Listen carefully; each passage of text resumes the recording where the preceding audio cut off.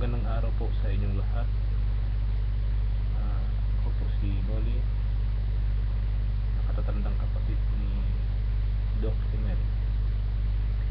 Si Unon, as we fondly call him, even we were young and even until now, ay shortcut ng Onyok or Junior ng nasira naming ama. Siya po ay isang likas na tahimik, ngunit may gawa, masipag, at isang mabait na kapatid.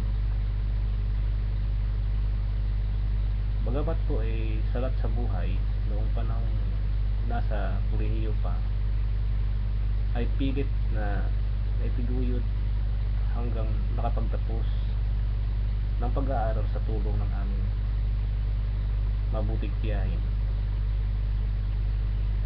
Nung nakapag-umpisa ng trabaho, isa rin ako sa nakinabang ng kunting ambag tulong nung ako'y naghahanap pa ng trabaho. Malaki rin ang naiambag tulong niya sa mga pamangkin na nangangailangan ng matrikula, gamot sa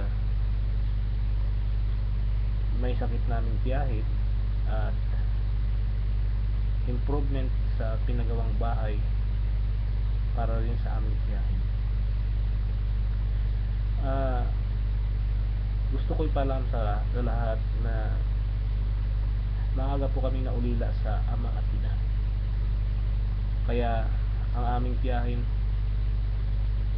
siya po ang nagpursige sa amin para tapusin ang pag-aaral kahit mahirap ang buhay.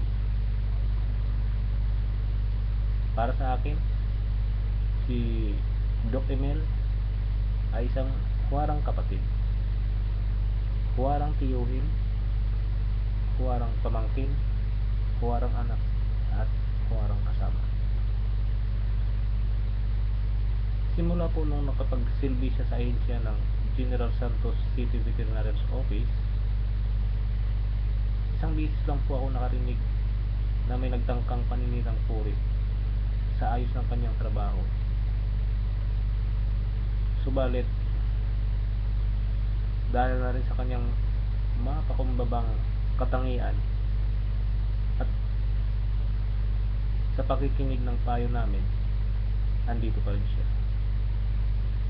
Doc Emel, on, saludo kami sa iyo, and keep up the good work, and always have a strong faith with God Almighty. Thank you po.